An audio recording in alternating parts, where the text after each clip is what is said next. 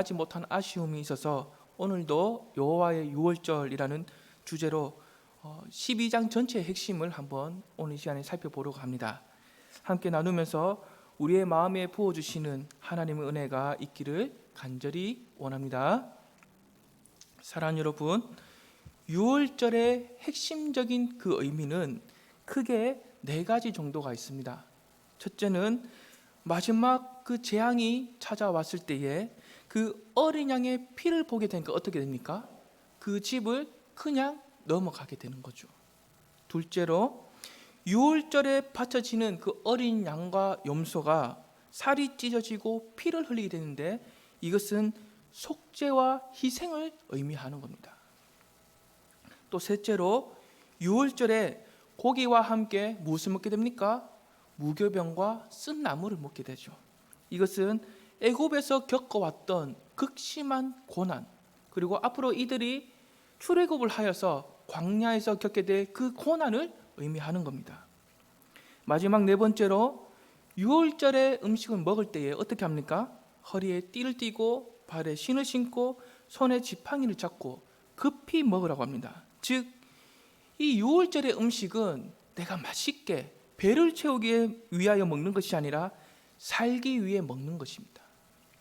그래서 지금은 그만큼 아주 급박한 상황에 있다는 것을, 비상 상태에 있다는 것을 기억하라는 거죠. 이러한 유월절을 지키기 위해서 지금 이스라엘은 매우 분주하고 바쁘게 움직이고 있는 겁니다. 사랑하는 여러분, 이러한 유월절이 오늘날 저와 여러분에게는 어떤 의미가 있는 겁니까? 먼저 히브리서 9장 12절을 보시면 이렇게 기록하고 있습니다. 염소와 송아지의 피로 하지 아니하고 오직 자기의 피로 영원한 속죄를 이루사 단번에 성소에 들어가셨느니라고 합니다. 즉, 죽음이, 마지막 죽음의 재앙이 어린 양의 피를 보고 넘어가듯이 어느 누구든지 하나님의 어린 양이신 그 예수 그리스도의 보혈로 인침을 받으면, 그 보혈 아래에서 머물고만 있으면 멸망하지 않고 반드시 구원을 얻게 된다는 겁니다. 왜냐하면 유월절에 바쳐진 어린 양과 염소의 살이 찢어지고 피를 흘리게 되는데, 마치 이와 같이 주님께서는 십자가에 달리셔서 살이 찢기시며 피를 흘리셨고, 그 결과로 우리의 영원한 속죄와 희생의 제물이 되어주셨기 때문입니다. 사랑하는 여러분, 여기서 우리가 꼭 기억해야 할 것은 구원받은 그 이후의 과정이 있다는 거죠. 그 과정은 구약 백성들이 유월절에 마른 떡과 쓴 나물을 먹는 것과 같습니다. 즉, 출애굽을 했다고 해서 또는 구원을 받았다고 해서 그 이후의 과정이 늘 만사형통하거나 내가 원하는 대로 잘 되거나 늘 기쁨이 넘치는 것은 아니다라는 거죠. 비록 구원을 받았어도 우리가 지나가야 할 그 광야의 과정, 즉 고난의 과정이 남아 있다라는 겁니다. 사랑하는 여러분, 앞에서 제가 언급했던 것처럼 유월절의 음식은 맛으로 먹거나 배를 채우기 위해서 먹는 것이 아닙니다. 살기 위해서 먹는 거죠. 말씀에 순종하기 위해서, 정결하고 거룩하기 위해서 먹는 것, 바로 그것이 유월절의 음식입니다. 이와 같이 우리가 이 땅에서 주님을 믿고 살아가는 그 이유도 내 욕구를 채우기 위해서, 나의 즐거움을 위해서, 나의 만족을 위해서 그렇게 주님을 믿고 살아가는 것이 아닙니다. 주님의 뜻에 순종하며 살아가기 위해서, 거룩함을 추구하며 살아가기 위해서, 영원한 생명을 얻기 위하여 살고자 주님을 믿고 살아가는 겁니다.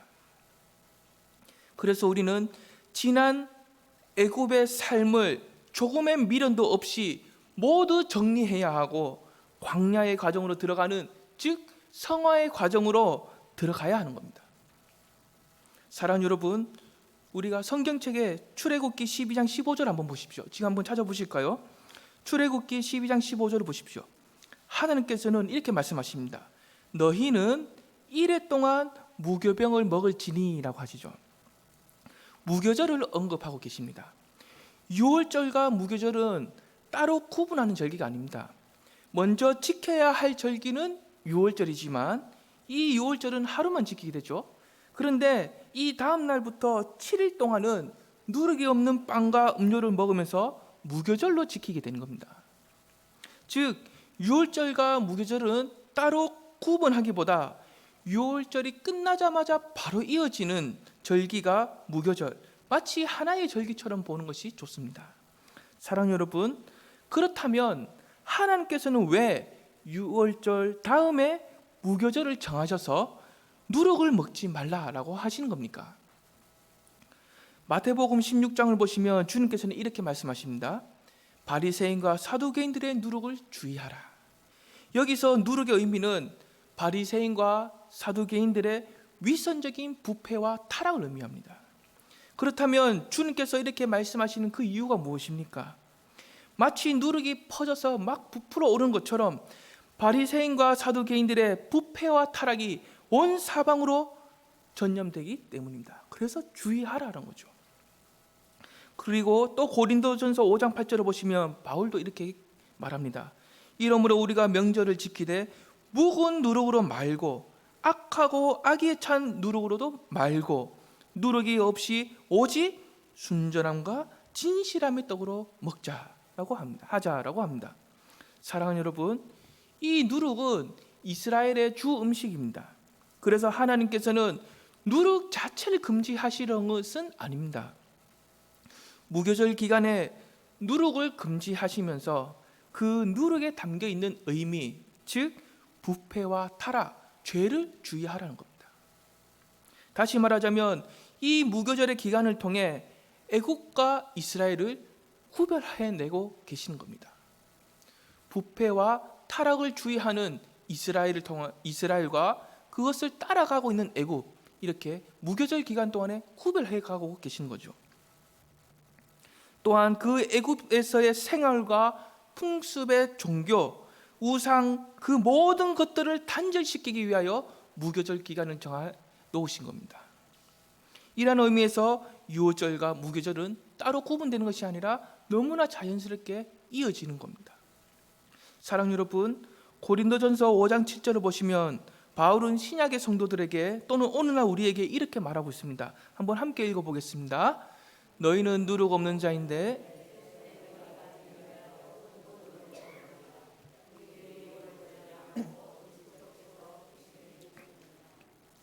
어떤 의미가 있습니까? 오늘날 우리가 유월절의 양, 곧 그리스도의 희생으로 구원을 받았다면 지난 묵은 누룩은 내어버리고 모두 청산하고 누룩이 없는 새 덩어리가 되어야 한다는 거죠. 여기서 새 덩어리는 어떤 의미가 있습니까? 내가 거룩하니 너희도 거룩한 덩어리가 되라는 겁니다. 거룩한 사람이 되라는 겁니다. 즉 진정한 하나님의 백성은 애굽을 떠난 자답게, 구원을 받은 자답게 거룩함으로 살아가야 한다는 거죠. 그 모습이 어떻습니까? 띠를 띠고 신을 신고 지팡이를 들고 아주 급히 음식을 먹는 모습과 같습니다. 즉 언제든지 떠날 준비하고 있는 그 나그네의 모습, 그 모습이 바로 거룩한 하나님의 백성으로서의 모습입니다. 사랑하는 여러분, 이렇게 한번 상상을 해보십시오. 이스라엘이 그 어린 양의 피로 구원을 받게 되었습니다.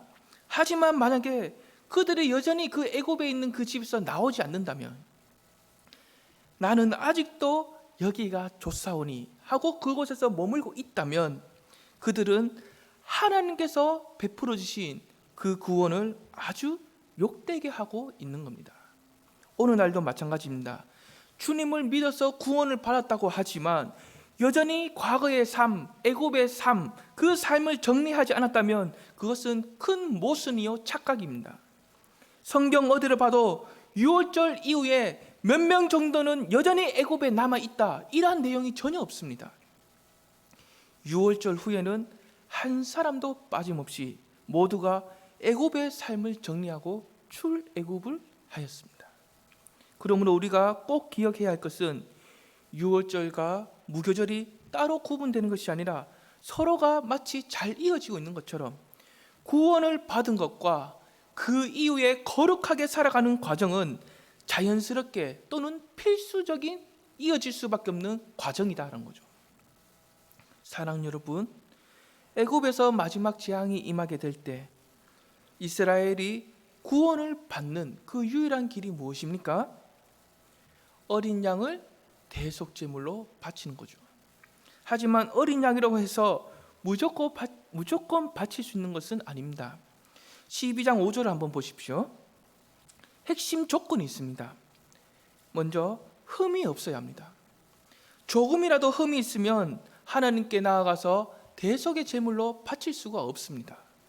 사랑 여러분, 어떤 사람이 병원에 가서 수술을 해야 하는데 그 수술 장비 중에 하나가 조금이라도 녹이 슬어 있다면 수술을 진행하겠습니까?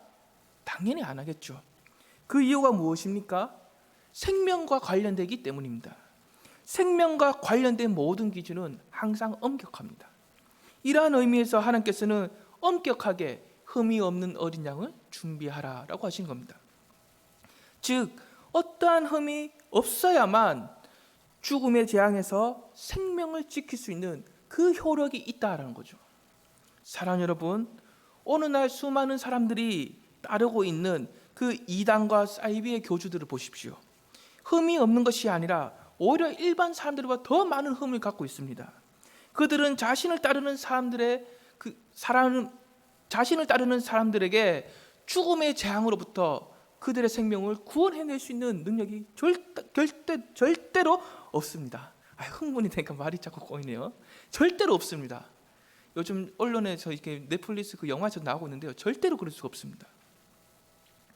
뿐만 아니라 이 땅에서 살아가는 모든 사람들은 어떤 사람입니까? 죄인이죠. 모든 사람은 흠을 갖고 있는 죄인이기 때문에 아무리 내가 사랑하고 아끼는 사람의 생명이라 할지라도 내가 살려낼 수가 없는 겁니다. 참으로 비참하지 않습니까? 그래서 성자 하나님께서는 성령으로 잉태되어 사람의 몸으로 이 땅에 오신 겁니다. 어떠한 흠도 없는 분이 자기 백성들을 위하여 살이 찢기고 피를 흘리시기 위하여 영원한 대속의 제물이 되시기 위하여 죽음의 자리에서 생명의 자리로 옮겨주시기 위하여 이 땅에 오셨다는 거죠.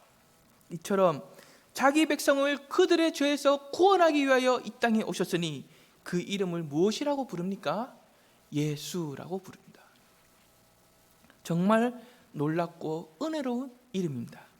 사랑하는 여러분, 마지막 재앙은 장자의 죽음입니다. 여기서 장자란 처음 난 것 또는 대표성, 이것을 의미하는 거죠. 그래서 애굽의 장자들이 죽었다라는 것은 애굽 백성 전체가 죽은 것과 같은 겁니다. 이 반면에 어린 양의 죽음으로 이스라엘의 그 모든 장자들이 살아있다라는 것은 이스라엘 백성 전체가 살아난 것과 같은 거죠. 즉 어린 양의 죽음은 이스라엘에 있는 모든 장자를 대신하여, 즉 이스라엘 모든 백성들을 대표하여 죽은 겁니다. 유월절 어린 양이 될 수 있는 첫 번째 조건이 흠이 없는 것이라면 그 두 번째 조건은 장자를 대신하여 죽는 겁니다. 사랑 여러분, 로마서 8장 29절을 보시면 사도 바울은 이렇게 고백합니다. 하나님이 미리 아신 자들을 또한 그 아들의 형상을 본받게 하기 위하여 미리 정하셨으니 이는 그로 많은 형제 중에서 맏아들이 되게 하려 하심이라.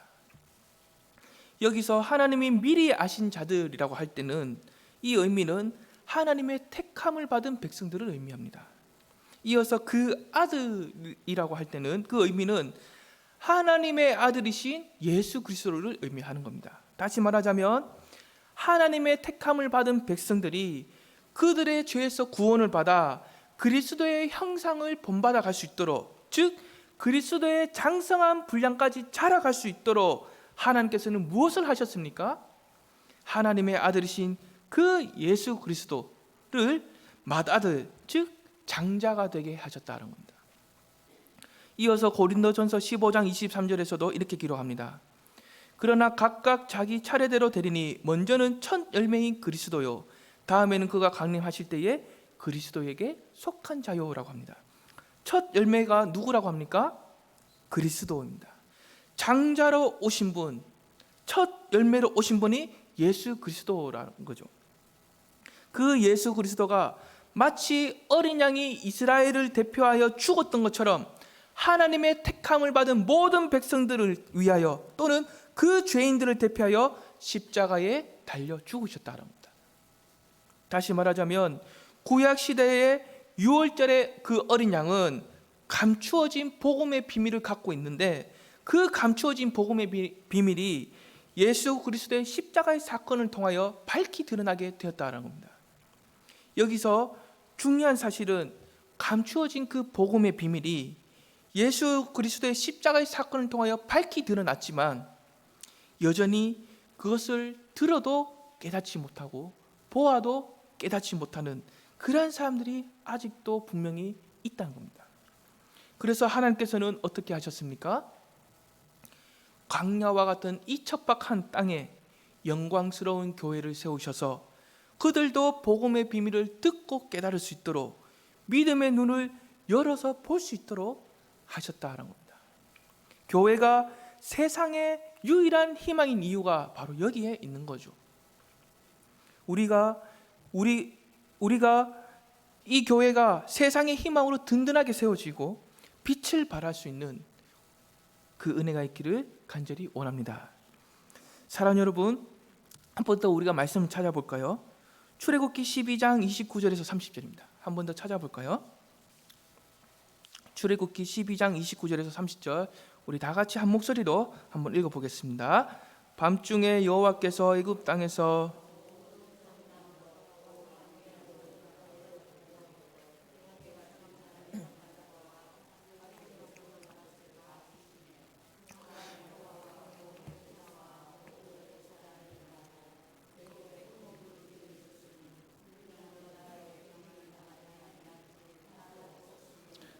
아멘. 드디어 무엇이 찾았습니까? 마지막 재앙이 찾아오죠. 그 결과로 애굽의 모든 장자가 아주 비참하게 죽게 되고 또한 통곡이 일어나게 됩니다. 이 반면에 이스라엘 백성들은 어떻습니까? 430년 만에, 약 430년 만에 노예의 사슬이 벗겨져서 참 자유를 얻게 되는 거죠. 그런데 그 모습을 보면 어떻습니까? 쫓겨가는 초라한 모습으로 해방된 것이 아닙니다. 출애굽기 12장 31절에서 32절을 한번 함께 읽어볼까요? 31절에서 32절입니다. 밤에 바로가 모세와 아론을 불러서 이르되 너희와 이스라엘 자손은 일어나 내 백성 가운데서 떠나 너희의 말대로 가서 여호와를 섬기며 너희가 말한 대로 너희 양과 너희 소도 몰아가고 나를 위하여 축복하라 하며, 그렇게 완악하고 완악했던 바로가 밤 시간에 아주 급히 어떻게 합니까? 모세와 아론을 부르죠. 그래서 내가 졌다, 내가 졌으니까 나를 위하여 축복하고 이젠 떠나가라 라고 항복을 합니다. 뿐만 아니라 33절도 보십시오. 애굽 사람들은 말하기를 우리가 다 죽은 자가 되도다 하고 그 백성을 재촉하여 그 땅에서 속히 내보려 하므로, 애굽 백성들도 어떻게 합니까? 마치 애굽의 왕 바로와 같이 항복을 하고 있습니다. 또 이어서 36절도 보십시오. 여호와께서 애굽 사람들에게 이스라엘 백성들에게 은혜를 입히게 하사 그들이 구하는 대로 주게 하심으로 그들이 애굽 사람의 물품을 취하였더라. 잠시 정리를 하자면 이스라엘이 애굽의 노예로서 또는 패배자로서 긴 세월을 살아왔지만 그 유월절을 기점으로 해서 애굽의 항복을 얻게 되고 또 자신들의 받아야 할 목도 받게 되고 당당하게 떠나는 승리자의 모습으로 해방을 했다는 겁니다. 즉 애굽은 마지막에서 마지막에 아주 비참하고 초라하게 끝나게 되지만 이스라엘은 그 마지막에서 승리자의 모습으로 또는 기대와 소망을 갖고 새로운 시작을 갖게 되었다는 거죠.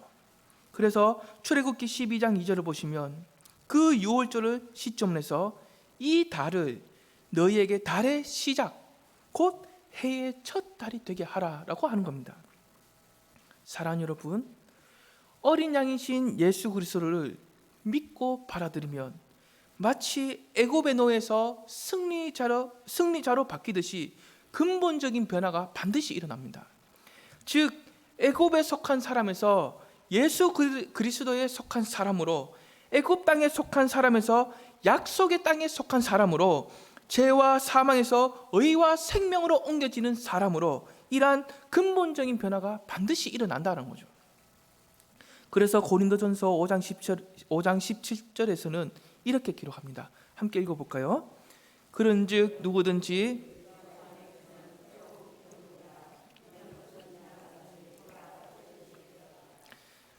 아멘.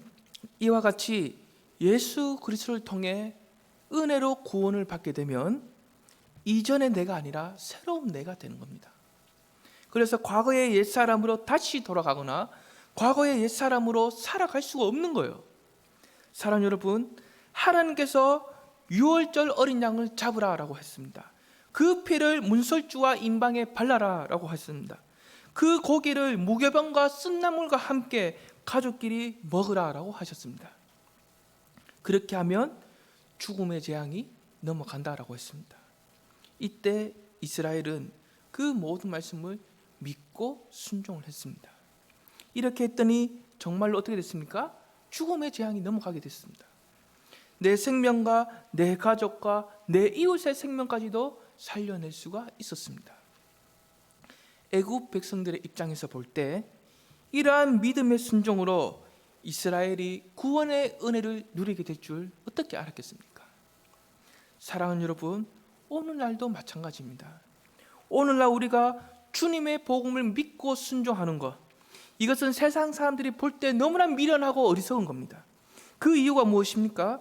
마치 애굽의 백성들처럼 설마 하면서 믿음의 순종이 생명을 살려낸다는 것, 그것을 전혀 모르고 있기 때문이죠.